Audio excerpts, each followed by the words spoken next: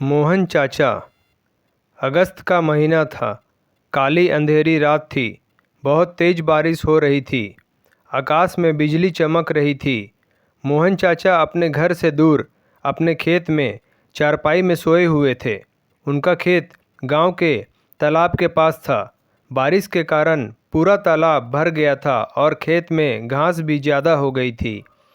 उसके कारण अंधेरे में यह सब ज़्यादा डरावना लग रहा था। उस तालाब के किनारे संतरे के 6-7 बड़े बड़े पेड़ थे। संतरे के पेड़ की डालियों की आवाज़ भी काफ़ी डरावनी लगती थी।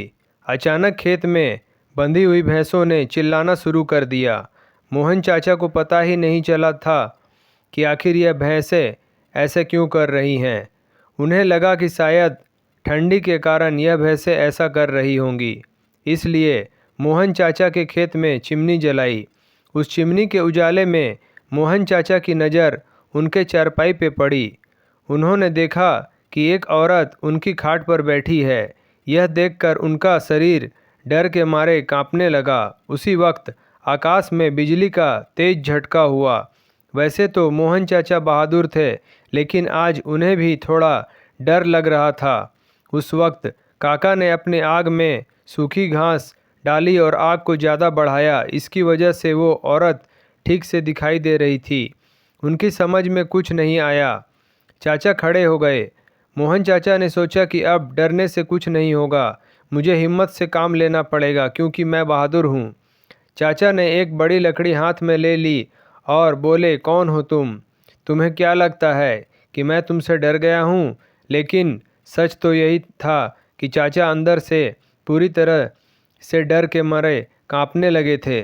चाचा का यह गुस्से वाला रूप देखकर वो औरत खड़ी हो गई और ज़ोर से बोली, क्या तुम मुझसे नहीं डरते? चाचा ने हिम्मत की और बोले, यहाँ से चली जाओ वरना यह लकड़ी से मार के तेरा सिर फोड़ दूंगा।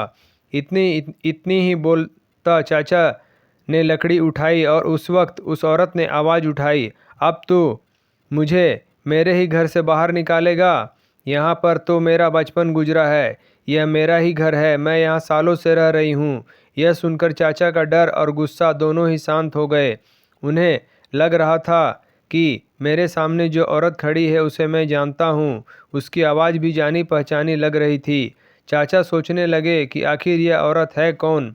अगर मैं इस औरत को जानता हूँ तो आखिर यह इतनी भयानक और डरावने रूप में क्यों है?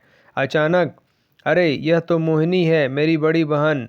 बचपन में मैं और मोहिनी साथ में ही खेत में चारा काटने का काम करते थे। अब मोहन को पूरी बात समझ में आ गई।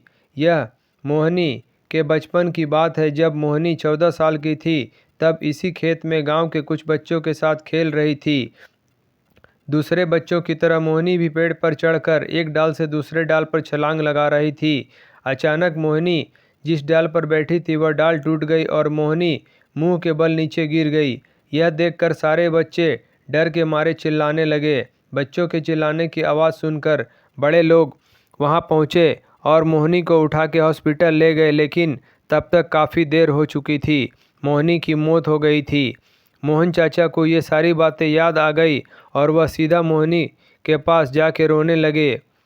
जब यह बात गांव वालों को पता चली तो सारे गांव वाले चौंक उठे। वास्तव में वह मोहिनी ही थी। गांव के एक बूढ़े ने कहा था कि जब मोहिनी की मौत हुई थी तब वो एक बच्ची थी, इसलिए उसे बच्चा समझ के उसे दफनाया गया था, लेकिन वास्तव में उसका अंतिम संस्कार करने की ज़रूरत थी। इसलिए मोहिनी की आत्मा आज तक भटक रही है।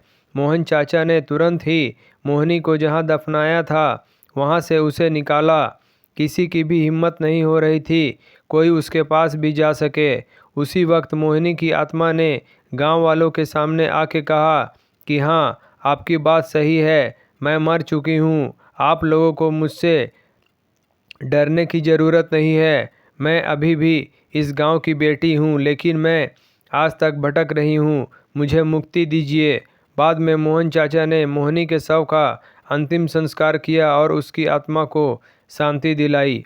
दोस्तों, आपको हमारा वीडियो पसंद आया हो तो लाइक करें, शेयर करें, सब्सक्राइब करें और बेल आइकॉन ज़रूर दबाएं। धन्यवाद।